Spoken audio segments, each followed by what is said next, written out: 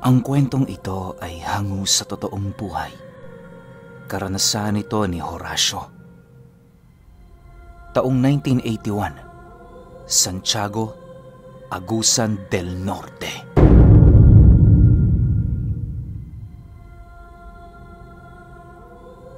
Itong mga panahong ito, kakalaya lang ni Horacio sa halos humigit 2 dekadang pagkakakulong.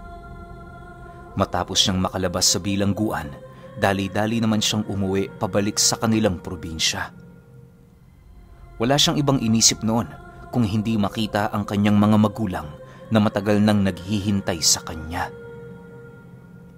Medyo nag-aalala na kasi noon si Horacio, gawa ng ilang taon na din siya nitong hindi nabibisita. Kahit pakiramdam niya nakalimutan na siya, pinili niya pa ring bumalik sa piling ng mga ito. Pakiramdam kasi noon ni Horacio, hindi siya buo hanggat hindi niya nakakasama ang mga totoo niyang kadugo. Alam niyang yun lang ang dadamay sa kanya sa oras ng kasiyahan at kalungkutan. Nang makabalik na siya sa Santiago, sinalubong siya ng kanyang mga pinsan na nag-aalok ng bahay na kanyang matutuluyan. Habang binabagtas nila ang daan patungo sa dati nilang tahanan, panay ang pagpupumilit ng mga ito na kung maaari wag na siyang tumuloy sa bahay ng kanyang mga magulang. Hindi naman yun gaanong pinansin ni Horacio sa kadahilanang para sa kanya, mas mainam pa rin ang manatili sa tunay niyang tahanan. Makalipas lamang ang ilang minutong pagbaybay ng daan, nasipat niya ang dati nilang bahay na sarado.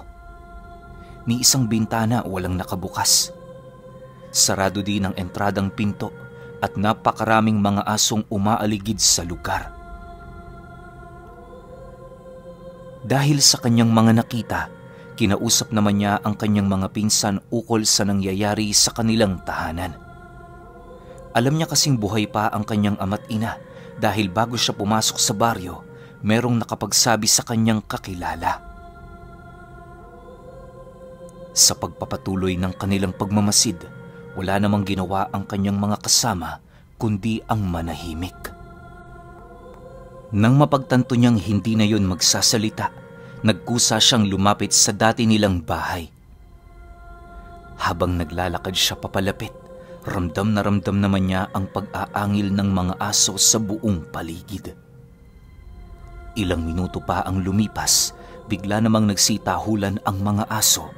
At kasabay nito ang dali-daling pagsialisan ng kanyang mga pinsan.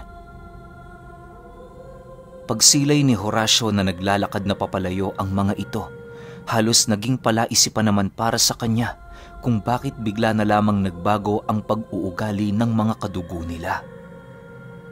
Maya-maya pa, naroon na nga siya sa harapan ng pinto.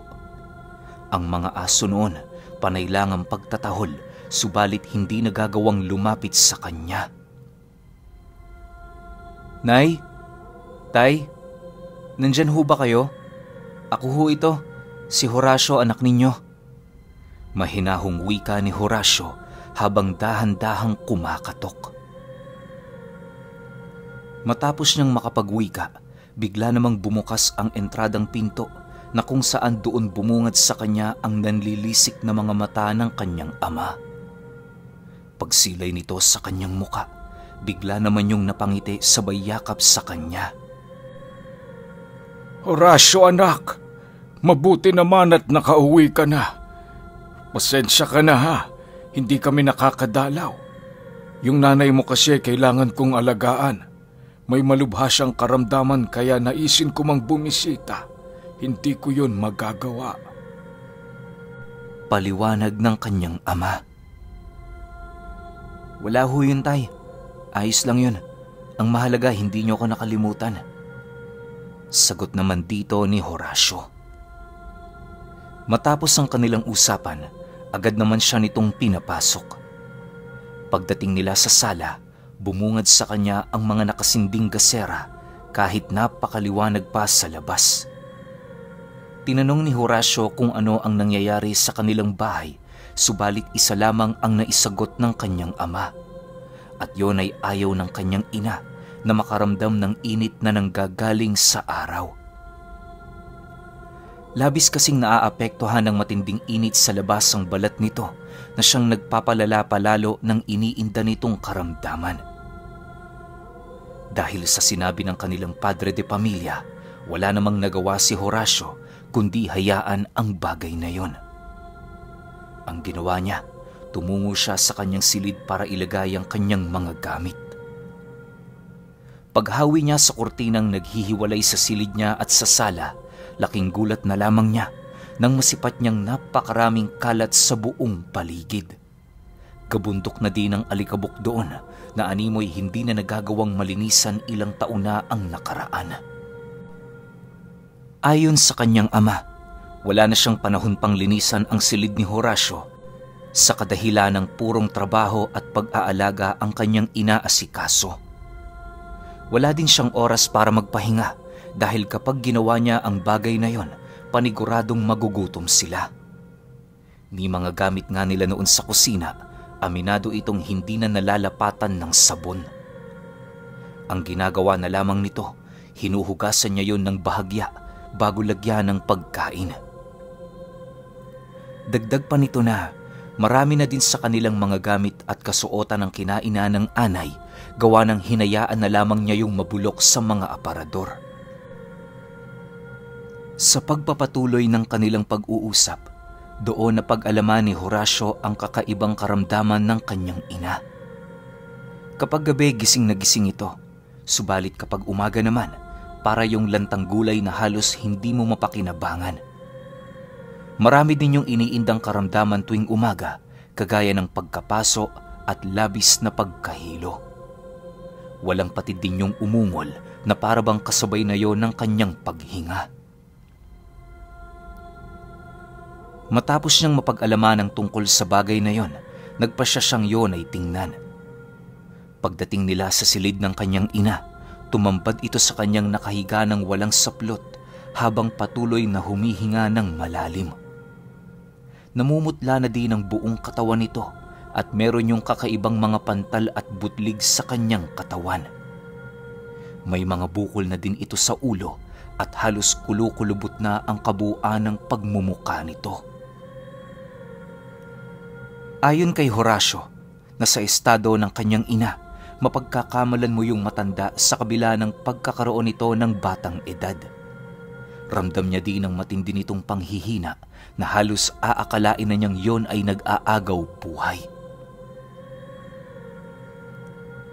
Makalipas pa ang ilang minuto, nakiusap siya sa kanyang ama na kung maaari niyang buksan ang bintana ng kanyang silid. Hindi naman yun tumutol sa kanyang nais, gawa ng nasa kabilang parte naman ng kanilang bahay ang kanyang silid. Lumipas ang araw na yon, naging abala si Horacio sa paglilinis. Ginawa niya ang lahat para maibalik sa dati ang kanilang bahay nang sa gayoy maging komportable yung pagtirahan. Wala naman siya noong iniisip na kahit ano sa kanyang mga magulang dahil alam niya sa kanyang sarili na ligtas siya sa puder ng mga ito. Sa pagsapit ng lalim ng gabi, habang abala siya sa paghuhugas ng mga nagkalat na kaldero at pinggan, narinig niyang nag-uusap ang kanyang ama at ang kanyang ina. Maya-maya pa, biglang pumasok ang mga ito sa kusina at kasabay nito ang pagwiwika ng kanyang ama sa kanya ng, Horacio anak, nais kang makausap ng iyong ina. Hayaan mo na muna ako dyan. Ako na magpapatuloy niyan. Nang marinig ni Horacio ang sinabi nito, dali-dali naman siyang lumabas ng kusina ng nakangiti. Pagdating niya sa sala, bumungad sa kanya ang tulala niyang ina habang abala sa pagkakamot. Kahit kinakabahan siyang kausapin ito, lakas loob niya yung ginawa upang malaman kung ano ang iniindang karamdaman ng kanilang ilaw ng tahanan. Sa pagharap niya sa kanyang ina, nasipat niya yung tumitig sa kanya habang bahagyang ngumingiti. Anay, kumusta ho kayo? Balita ko malubha na ang sakit ninyo ah. Bungad na tanong ni Horacio sa kanyang ina. Wala akong sakit, iho. Nanghihina lang ako kapag umaga. Ikaw, kumusta ka na? Mabuti naman at nakalabas ka na. Alam mo anak, matagal na kitang hinihintay na makauwi. Sagot naman ito sa kanya. Matapos nitong makapagsalita, agad naman yung tumayo para tunguhin ang kanyang asawang abalang-abala sa paghuhugas ng pinggan. Ang ginawa naman noon ni Horacio, manatili sa kanilang sala habang nag-iisip ng malalim. Pakiramdam niya kasi noon, napakalamig ng pakikitungo ng kanyang ina sa kanya. Napakalayo na nito sa dati nitong pag-uugali na masiyahin at marunong magpahalaga sa mga bagay-bagay kahit gaano man yun kaliit. Sa pagpapatuloy ng kanyang pag-iisip, wala siyang ibang naramdaman kundi ang labis na pagkalungkot at pagkailang. Bagaman halang ang kaluluwa ni Horacio, malambot pa rin siya pagdating sa kanyang mga magulang. Sa paglipas pa ng mga araw, kahit papaano unti-unti nang bumabalik sa normal ang kanilang tahanan. Kapag nagpapahinga noon ang kanyang ina, binubuksan niya ang iilan sa kanilang mga bintana at nililinisan ang labas nito. Inumpisahan na din niyang pakainin ang kanilang mga aso dahil nasisipat niyang ang iilan sa mga ito ay butot balat na. Nagpatuloy ang ganoong gawain ni Horacio sa loob ng 2 linggo hanggang sa dumating ang punto na meron siyang natuklasan na kagimbal-gimbal na katotohanan sa likod ng pagkatao ng kanyang mga magulang. Isang gabi, nagkaroon ng napakasamang panaginip itong si Horacio. Nang akmang babangunguti na siya, pinilit niyang gisingin ang kanyang sarili. Pagmulat ng kanyang mga mata, tumambad sa kanya ang napakadilim na paligid. Ni isang gasera ay walang nakasindi sa bahay nila, kaya na may ang ginawa niya, mga papatungo sa kanilang kusina.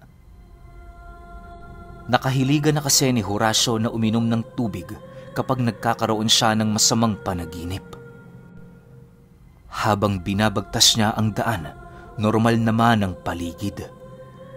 Wala siyang nararamdamang kakaiba hanggang sa dumating ang puntong narating na niya ang kusina.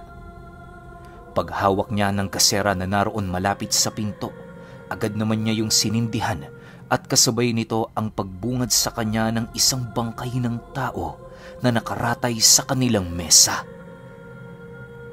Kasalukuyan yung tinatadtad ng kanyang ina na parabang ordinaryong gawain na yon sa bahay nila.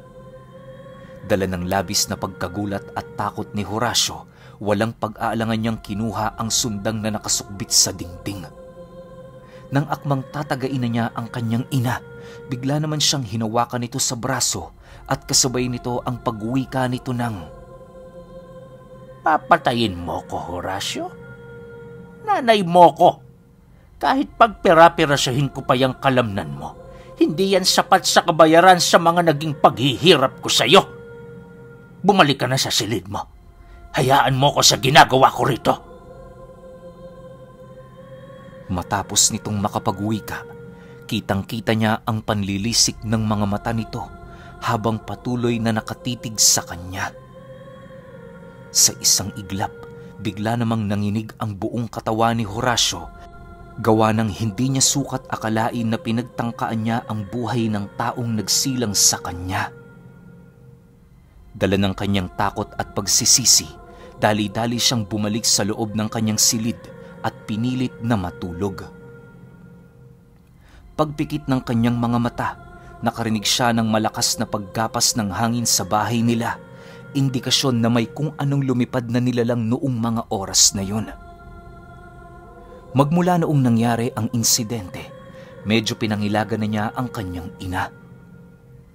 Nang mapansin yon ng kanyang ama, doon na siya nito sinubukang kausapin. Dahil sa hindi namang kayang magtago ni Horacio sa kanilang padre de pamilya, kung kaya't walang pag-aalangan niya doong inilahad ang mga bagay na bumabagabag sa kanya. Ano kasi tay, noong nakaraang gabi, nakita ko si nanay. Meron siyang tinatadtad sa mesa natin. Hindi yun hayop. Bagkus, karniyo ng tao. Seryosong sagot ni Horacio matapos siyang tanungin ng kanyang ama. Nang marinig nito ang kanyang sinabi, hindi na yun nag-alangan pang ilahad sa kanya ang totoo nitong pagkatao. Ayon sa ama ni Horacio, ang kanyang ina ay isa ng ganap na aswang. Kapag umaga ay nanghihina ito dahil sa paglaganap ng presensya ng kanan. Naniniwala kasi ang ama niya na ang araw at ang gabi ay ang dalawang magkalabang puwersa na merong kanya-kanyang mga oras para maghari. Kapag gabi naghahari ang mga nilalang na nasa panig ng kaliwa at kapag umaga naman naghahari ang mga nilalang na nasa panig ng kanan. Sa mga oras na yan, ang magkalabang presensya ay nanghihina kapag sumasapit ang oras ng paghahari ng mga kalaban nila. Dagdag pa nito na yun din ang rason kung bakit nagsinungaling sila ukol sa iniindang karamdaman ng kanyang ina. Wala kasing pagpipilian noon ng mga magulang ni Horacio kundi yon ay itago sa kadahilanang nababahala din sila dahil baka ilahad niya sa kanyang mga pinsan ang tungkol sa mga nangyayari sa loob ng kanilang tahanan. Sa pagpapatuloy ng kanilang pag-uusap, doon na niya tuluyang nalaman ang kakaibang sikreto ng kanyang mga magulang. Ipinagtapat ng ama niya sa kanya, tanging ang asawa lamang nito ang aswang sa loob ng kanilang tahanan. Gayunpaman, kahit may dugo yun ng demonyo, wala pa rin sa isipan ng kanyang ama na yon ay iwan. Dahil sa sinabi nito, kahit papaano unti-unti namang napanatag ang kaisipan ni Horacio. Makalipas pa ang mga buwan, patuloy ang kanilang pagsasama. Si Horacio noon, medyo napalapit na sa kanyang mga kaibigan dahil sa araw-araw nilang pag-iinuman. Gabi na din ito kung umuwi sa kanila, gawa ng kung saan-saan yun pumupunta para maghanap buhay. Hindi naman siya pinipigilan ng kanyang ama dahil sa alam nito kung ano ang mga bagay na ginagawa niya. Isang gabi, nagkataong may handaan ang kaibigan ni Horacio sa bahay nito. Magbabandang 6:00 pa lamang ng hapon, nagpaalam na siya sa kanyang ama na siya ay dadalo sa kasiyahang yon. Bago siya umalis ng kanilang bahay, pinuno niya ng tubig ang lahat ng kanilang mga balde para naman kahit papaano panatag siyang aalis sa kanila. Makalipas lamang ang ilang minuto, lasing na itong si Horacio. Tawanan dito, tawanan doon, inuman dito at inuman kung saan-saan. Yung tipong wala silang iniisip na problema kundi ang magsaya. Napakaraming bisita noon ng kaibigan niya na halos hindi mahulugan ng karayom ang bahay nito.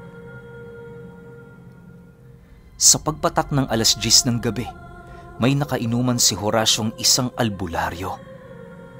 Nang mabuksan ito ang paksa tungkol sa mga aswang, maigi naman niya yung pinakinggan. Aminado kasi siya noon, mangmang siya sa mga ganoong bagay dahil buong buhay niya, hindi niya pa ito gaanong nararanasan. Ayon sa albularyong nakausap ni Horacio, ang mga aswang ay walang pinipiling tao. Hindi mahalaga para sa kanila kung kadugo kanila o kakilala, gawa ng ang tanging pumapangibabaw lamang sa mga ito ay ang kanilang pag-aasam na makatikim ng laman ng tao. Sa oras kasi na mag-umpisa na yung makaramdam ng gutom, bumablangko na ang isip ng mga nilalang na yon. Maihahalin tulad mo ang mga ito sa mga mababangis na hayop na handang pumatay ng kahit na anong nilalang na kanilang makita. Dagdag pa ng albularyo na kahit kakilala mo ang isang aswang, hindi ka dapat mapanatag gawa ng darating at darating ang panahon na magtatraidor yun sa'yo. Matapos niyang marinig ang sinabi nito, tila ba bumalik sa kanyang isipan ang totoong pagkatao ng kanilang ilaw ng tahanan. Dala ng pangamba at pag-aalala ni Horacio, seryoso naman niyang tinanong ang albularyo ng, "Kahit ba anak ka ng aswang, may tsansa pa rin bang traidoring ka nito?" Anong akala mo sa mga yan, Horacio? Santo? Mga demonyo lang yan na nagbabalat kayo bilang mga tao. Siguro kung ako ang anak ng aswang hahanap din ako ng paraan para maunahan ko sila. Mas pipiliin ko pang maging isang mamamatay tao kaysa maging bantog na aswang na kinakatakutan ng aking mga kababaryo. Wika ng albularyo. Matapos nitong mailahad ang mga bagay na yun sa kanya, agad naman yung lumipat ng pwesto. Si Horacio noon, tila bang nahimasmasan na sa pagkalasing dahil sa mga bagay na kanyang nalaman. Marami na noong umiikot sa kanyang isipan, kagaya ng pagbabalak niyang kitila ng buhay ang sarili niyang magulang. Sa isip-isip niya, yun na lamang ang nag-iisang paraan para mailigtas niya pa ang naghihingalo nitong kaluluwa. Kung magpapatuloy pa kasi sa ganoong gawain ang ina niya, maaaring hindi na yun makapasok sa kaharian ng langit. Pagtungtong ng mga bandang 2:00 ng madaling araw, nagsiuwian na nga ang kanyang mga kasama. Si Horacio naman, pasuray-suray na naglalakad pabalik sa bahay nila. Pagdating niya sa bakuran ng kanilang tahanan, kumuha siya doon ng isang matulis na kawayan at kasabay nito ang dahan-dahan niyang pagpasok. Hindi na siya nag-alangan pang hanapin ang kanyang ina para yon ay kitila ng buhay. Pagdating niya sa silid nito, dahan-dahan naman siyang pumasok. Maigi niyang pinakiramdaman ng buong paligid nang sa gayoy madali niyang malaman kung meron pa bang ibang nilalang maliban sa kanya ang naroroon. Pagsilay niya sa kanyang inang nagpapahinga, ramdam na ramdam niya ang paghinga nito ng malalim. Ilang minuto pa ang lumipas, nang ilang dipa na lamang ang layo niya sa kanyang ina. Bigla naman niya yung nasipat na dumilat at kasabay nito ang pag-atungal nito ng napakalakas. Dala ng pagkagulat noon ni Horacio, hindi na siya nag-alangang pang tuhugin yon ng kawayan. Sinadya niya pang patamaan ang puso nito, nang sa gayoy hindi na nito magawa pang makalaban. Habang bumabaon sa dibdib ng kanyang ina ang kawayang yon, wala naman yung nagawa kundi ang humawak sa katawan ng kawayan habang patuloy na umiiyak. Nagawa pa nitong magmakaawa sa kanya pero hindi na niya ito ninais pang pakinggan. Maya-maya pa, mas lalo niya pang diniina ng puwersa ang kawayan hanggang sa dumating ang puntong tumagos na ito sa tadyang ng kanyang ina. Pagtama nito sa puso, mabilisan din naman itong nawala ng buhay. Dahil sa sigaw na pinakawala ng kanilang ilaw ng tahanan, kung kaya't agad namang nalaman ng kanyang ama ang mga nangyari. Pagpasok nito sa silid, walang habas nitong pinagsasasapak si Horacio hanggang sa dumating ang puntong kumawala na sa kanyang katawan ang kanyang wisyo. Pagmulat niya kinaumagahan, nadatnan niya ang kanyang sarili sa harapan ng kanyang mga magulang na wala ng buhay. Ang kanyang ama, piniling magbigti sa harap niya gamit ang tali ng baboy na hindi na nila napapakinabangan. Dahil sa mga pangyayaring kanyang nasilayan, dali-dali naman siyang tumungo sa kanyang mga pinsan para humingi ng tulong. Noon ding mismong araw na yon, dinakip si Horacio at hinatulan ng pagkakakulong ng habang buhay. Habang nasa kulungan, nakausap niya ang kanyang pinsan na siyang nagkwento ng istoryang ito. Inilahad niya doon ang lahat ng kanyang mga nalaman at ang mga bagay na kanyang ginawa. Masakit man yun para sa kanya, wala siyang pagpipilian sapagkat alam niya sa kanyang sarili na inuunti-unti na sila ng kanilang ilaw ng tahanan. Kahit maraming hindi naniniwala, aminado ang kanyang mga kababaryo na totoo ang mga bagay na kanyang inilahad. Magmula kasing nawala ang kanyang ina, naglaho din na parang bula ang mga aso nitong alaga. Nawala na din ang kakaibang amoy sa kanilang bahay na animoy pinaghalong bulok na karne at lansa ng dugo. Makalipas lamang ang ilang taon, nagulat ang pinsan ni Horacio nang mapag-alaman nitong matagal na pala siyang pumanaw. 2 taon lang noon ang lumipas na hindi siya binisita, ganun na agad ang nangyari. Ipinagtapat din ng mga gwardya sa bilangguan, matagal na nilang inilibing ang bangkay ni Horacio. Dahil sa mga bagay na kanilang nalaman, pinili na lamang nilang manahimik. Hindi na sila nagsalita hanggang sa kanilang pagtanda. Pero alam niyo ba, na sa tuwing nag-uusap si Horacio at ang kanyang pinsan, palagi nitong binabanggit ang mga katagang, "Sana patawarin pa ako ng aking mga magulang."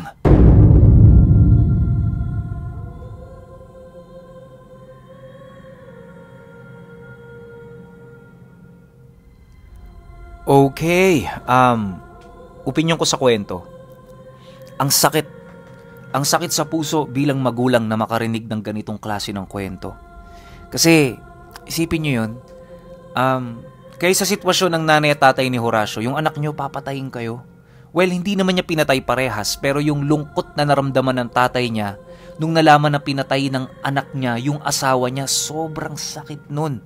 Kahit sinong demonyo siguro masasaktan sa ganoong sitwasyon eh. Siguro, hindi sana nangyari yung ganong trahedya kung walang nakausap si Horacio na albularyo o antingero na nagpalalim ng galit niya sa mga aswang. Kasi sinabi nga nung antingero na kahit anak ka nung aswang, tataluhin ka niyan. Pero pakiramdam ko hindi naman eh. Kasi kung tataluhin siya ng nanay niya, dapat noong unang araw pa lang na nandoon siya sa bahay, kinatay na siya nito, pero hindi eh. Pero ang hirap talagang ibalanse eh. Kung tayo nasa sitwasyon ni Horacio, makarinig tayo ng ganong kwento, tapos alam nating may isang aswang sa bahay natin, hindi tayo siguro magdadalawang isip na patayin yun. Tapos alam pa natin kung paano patayin. Ito pa si Horacio, galing bilangguan, alam natin na halangang kaluluwa nito, di ba? So, yun lang. Medyo masakit tsaka nakakalungkot yung kwento para sa mga magulang. Pero kayo, kung may opinyon kayo sa kwentong ito, i-comment nyo lang sa baba. Yun lang, hanggang sa susunod na kwento. Salamat.